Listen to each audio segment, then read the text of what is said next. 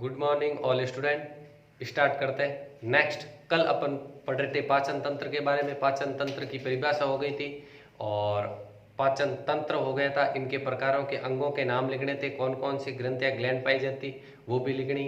अपने वहां तक पढ़ लिया था कि अंग यानी पाचन के अंदर जो अंग पाए जाते हैं मुख से मल द्वार तक, उनको आहार नाल बोला जाता है, जिसकी लंबाई 8 से 10 मीटर होती है, जिसे पाचन नाल भी बोलते हैं। तो अपन नेक्स्ट बढ़ते हैं। पाचन तंत्र अवशोष आहार नाल के कार्य, आहार नाल के कार्य। नेक्स्ट टॉपिक है अपना आहार नाल के कार्य। क्या क्या कार्य है आहार नाल के? आहार नाल के कार्य, आहार नाल के कार्य, एलिमेंट्री कैनाल। ठीक है, इसका सबसे पहला कार्य भोजन का सरलीकृत करना, यानी छोटे छोटे अणुओं के रूप में तोड़ना। सरलीकृत करना यानी बड़े भोजन के अणुओं को छोटे भोजन के अणुओं में तोड़ना, रासायनिक अभिक्रियाओं व एंजाइम के रूप में। दूसरा हो जाएगा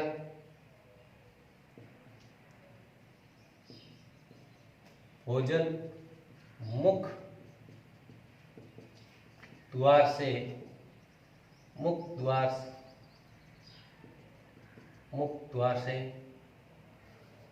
भोजन मुख से मल द्वार या मलाशय तक पहुंचाना। फिर तीसरा हो जाएगा पचित भोजन का अवशोषण, यानी पचे हुए भोजन का अवशोषण करना, पचित भोजन का अवशोषण। ये तीसरा पॉइंट हो गया। 3 कार्य मोस्ट इंपोर्टेंट याद रख लेना, कभी कभार पूछ लेते हैं आहार नाल के क्या कार्य हैं। पाचन नाल यानी डाइजेशन कैनाल यानी भोजन का सरलीकृत करना, भोजन मुख से मल द्वार मलाशय तक पहुंचाना, और पचित भोजन का अवशोषण करना। पचित भोजन का अवशोषण यानी पचे हुए भोजन का क्या करना? अवशोषण करना। ठीक है, फिर नेक्स्ट अपन पढ़ते हैं पाचन तंत्र के कौन कौन से अंग कार्य में आते हैं, कौन कौन सी ग्रंथियां पाई जाती है। तो एक चार्ट के माध्यम से मैं आपको बताने जा रहा हूं कि पाचन तंत्र की ग्रंथियां एक साइड और पाचन तंत्र के जो अंग काम में आते हैं वो एक साइड। तो नेक्स्ट बनाते हैं अपन।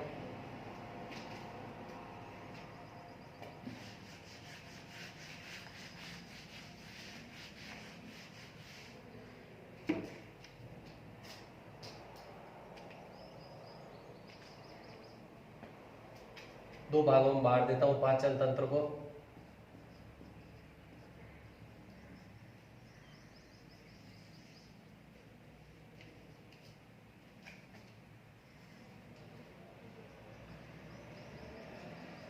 इस साइड हो जाएंगे पाचन अंग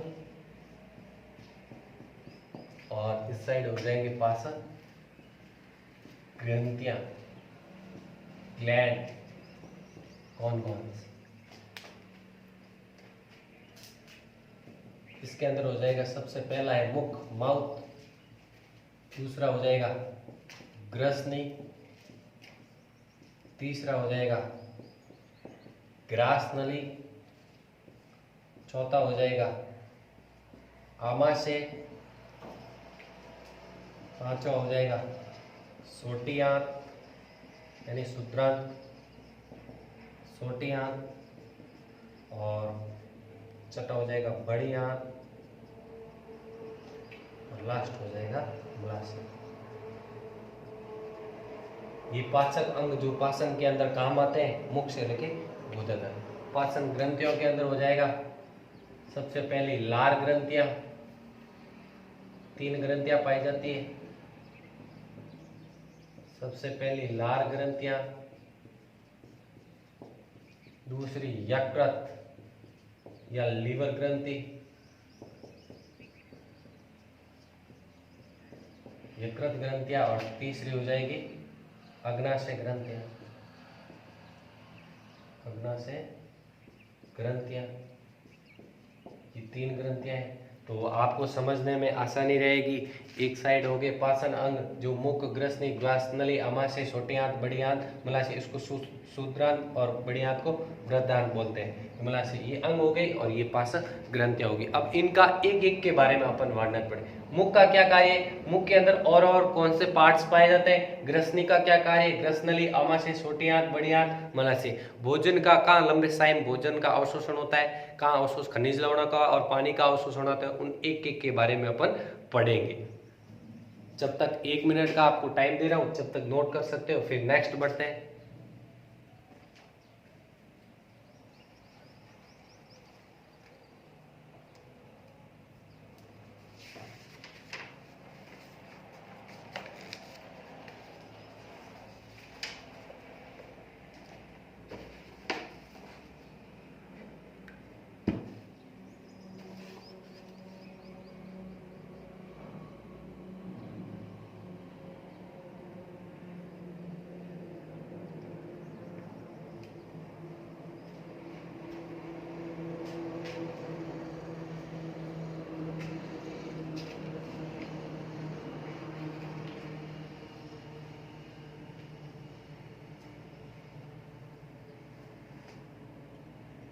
से अमल द्वार कुछ भी लिख सकते।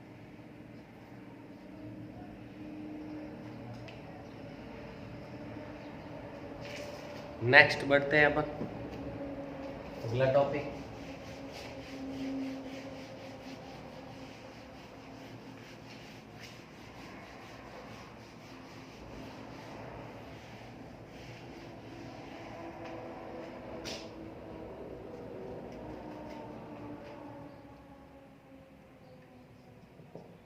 नोट लिखा रहा हूं, कुछ इंपोर्टेंट नोट लिखने के लिए।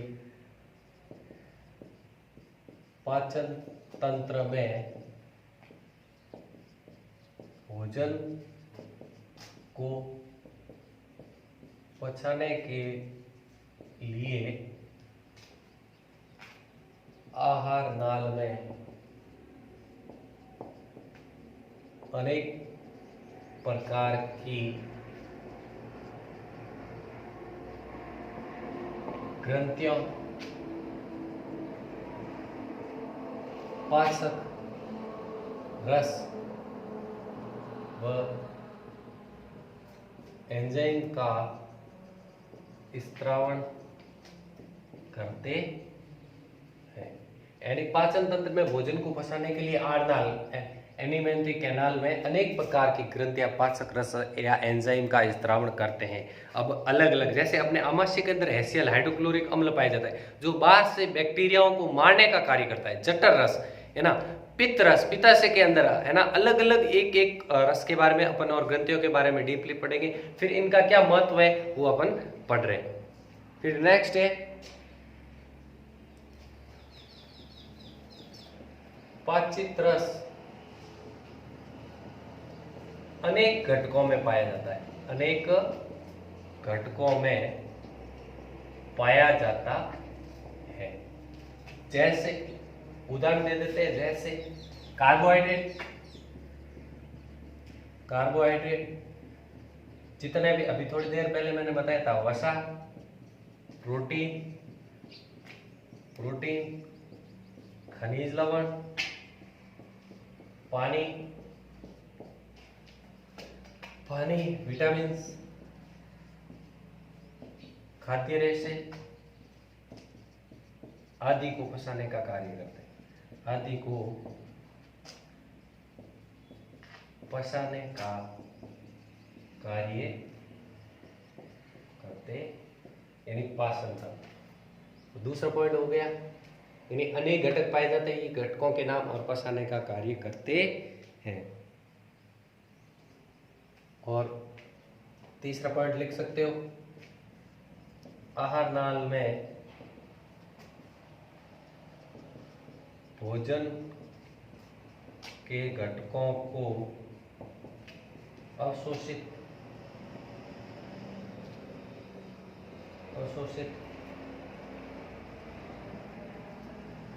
पोषक तत्वों एवं कोशिकाओं के द्वारा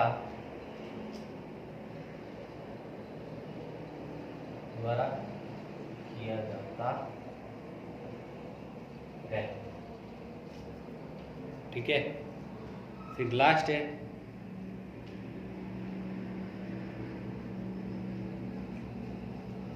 लास्ट, ऊपर लिख देता हूं मैं।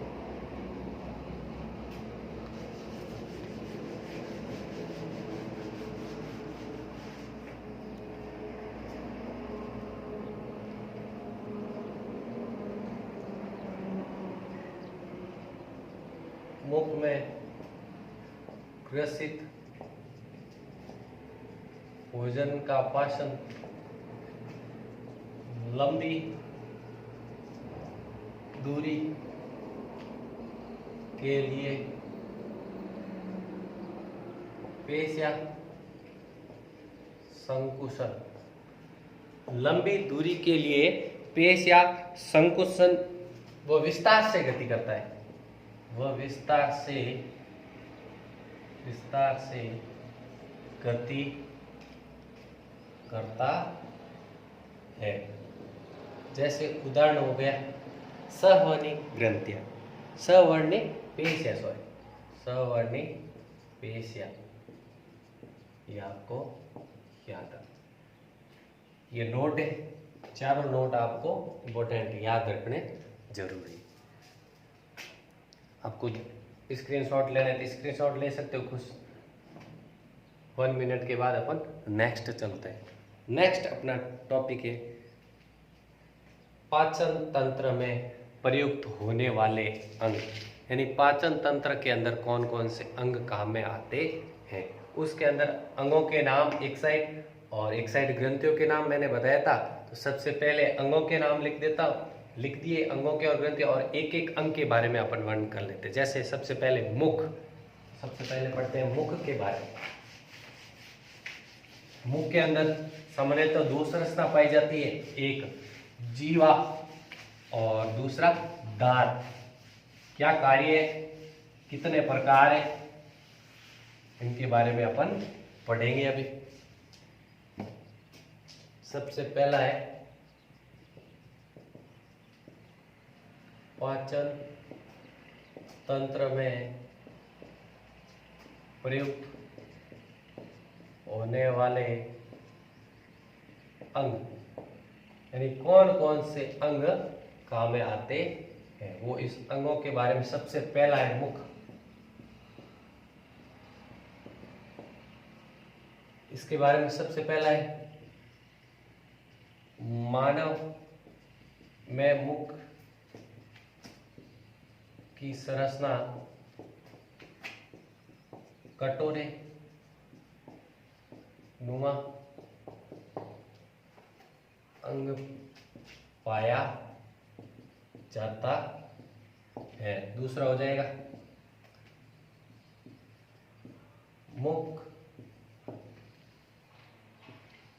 मुख के अंदर ऊपर वाला भाग कठोर व नीचे वाला कोमल भाग होता है। ऊपर वाला कठोर भाग, नीचे वाला कोमल भाग होता है। ठीक है, कटोरे नुमा संरचना पाई जाती है, और ऊपर वाला कठोर भाग और नीचे वाला कोमल भाग।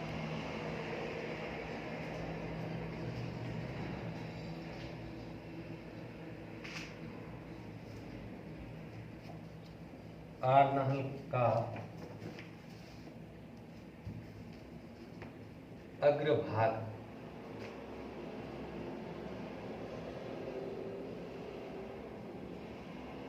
मुख गुहा से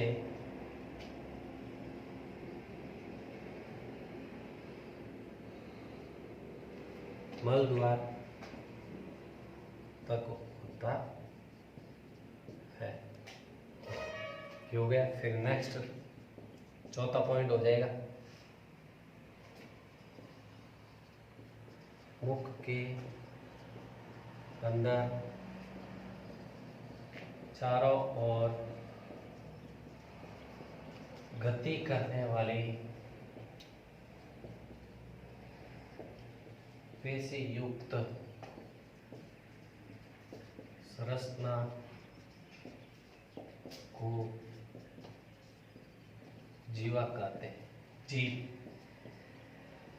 जो भोजन को लुप्ती बनाकर दांतों के बीच में देने का कार्य, जीवा। थोड़ा टाइम दे रहा हूँ, फिर नेक्स्ट बढ़ते हैं और पॉइंट एक बार।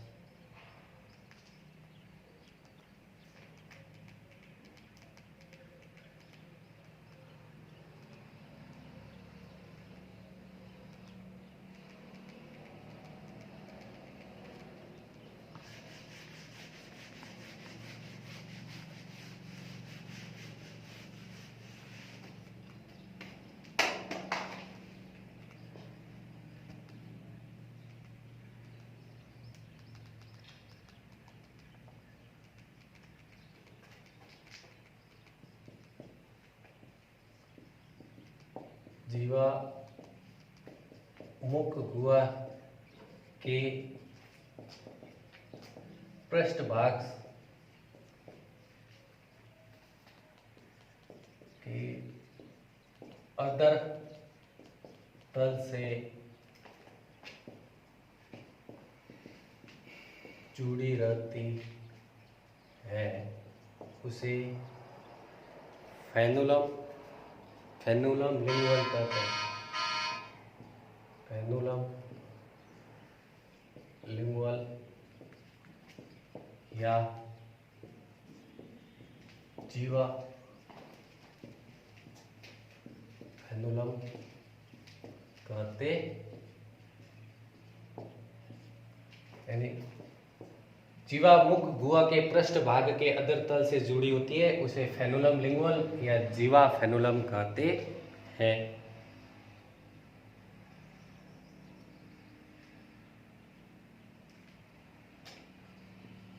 तथा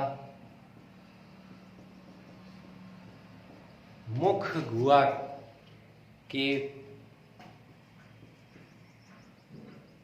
मध्य भाग तक जाती है, फिर ये हो जाएगा मुख के दोनों सिरों पर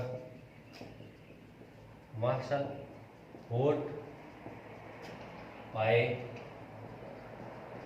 जाते हैं, जो मुख खोलने व बंद करने व भोजन पकड़ने का कार्य करते हैं। मांसल होठ पाए जाते हैं जो मुख को खोलने व बंद करने का कार्य करते हैं तथा भोजन को भी पकड़ने का कार्य करते। ये हो गए अपने मेन इंपोर्टेंट, यानी मुख गुहा के दोनों सिरों पर मांसल होठ पाए जाते हैं, जो मुख को खोलने व बंद करने का कार्य करता है, भोजन को भी पकड़ने का कार्य करता है।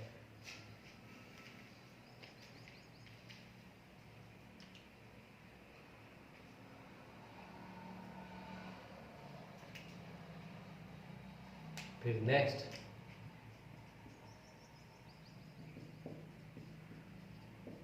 मुख के ऊपर व नीचे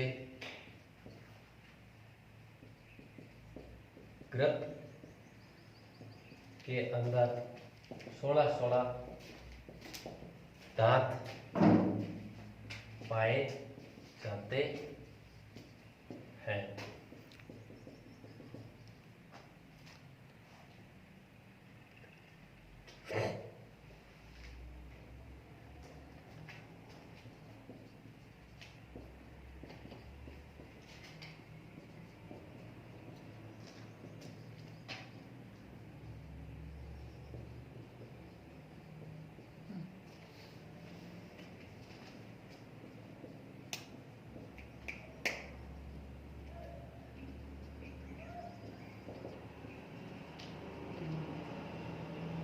यानी सभी दांत एक जबड़े में स्थित होते हैं, उसे मसूड़ा कहते हैं।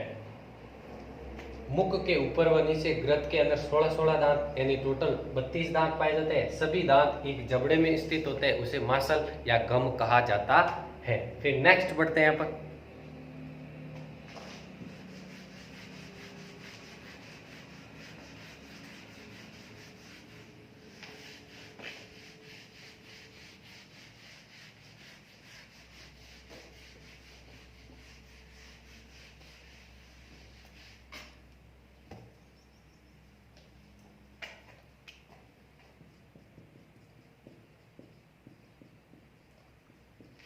मनुष्य के अंदर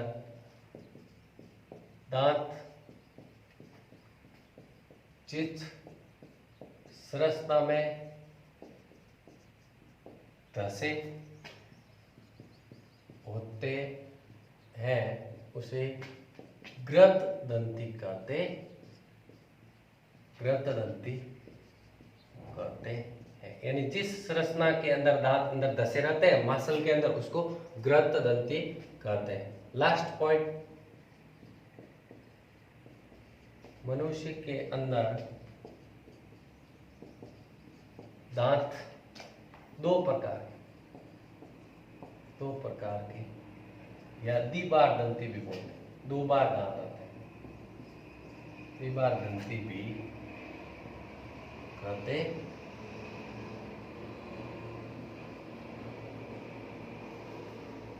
पहला हो जाएगा अस्थायी दांत, अस्थायी या दूध के दांत। अगर आपको इनकी संख्या पूछ ले तो 20, और दूसरे दांत होंगे स्थायी। ये दोनों प्रकार।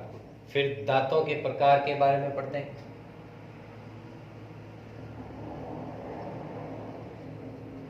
दांतों के प्रकार यानी दांत 4 प्रकार के होते हैं, इनके बारे में भी पढ़ लेते हैं।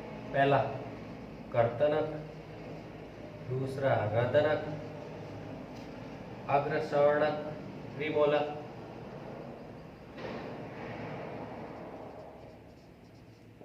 और चौथा सवर्णक, मूलक।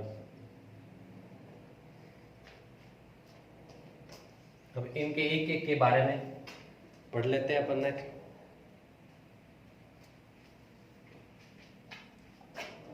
नेक्स्ट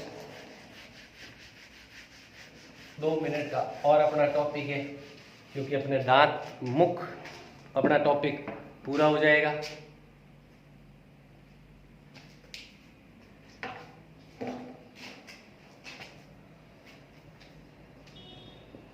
पहला कर्तनक, इसके अंदर इसका कार्य ये काटने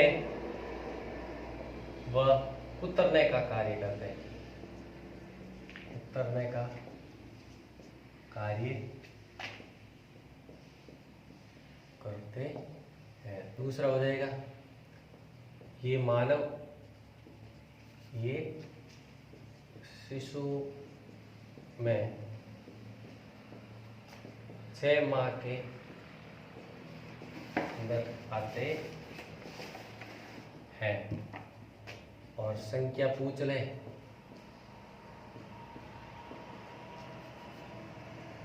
ये जबड़े में क्या क्या ऊपर व नीचे पाए जाते हैं।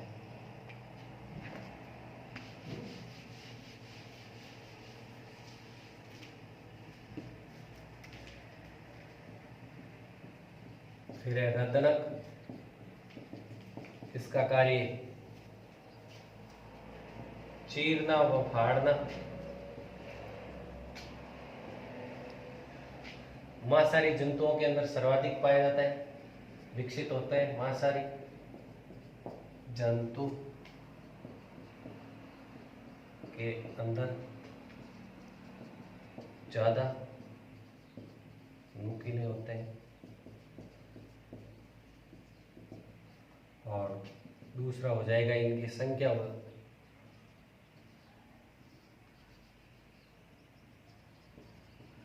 दो दो, ऊपर वाले जबड़े में 2, नीचे वाले जबड़े में 2।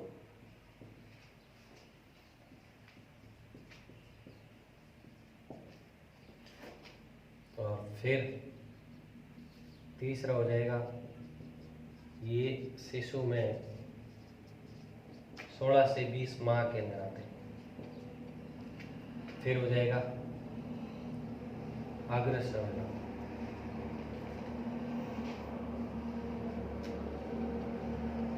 ये भोजन सबाने का कार्य करता है, भोजन सबाने का कार्य।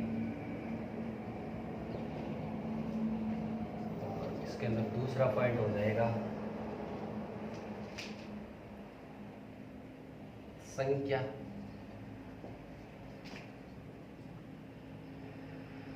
4 4 ऊपर 4 नीचे। फिर अपना लास्ट है स्वर्ण।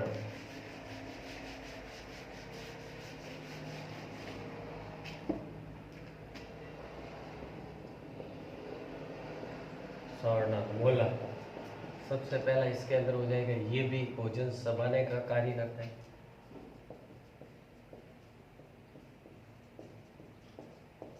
भोजन सबाने का कार्य करते हैं। ये जबड़े में ऊपर व नीचे,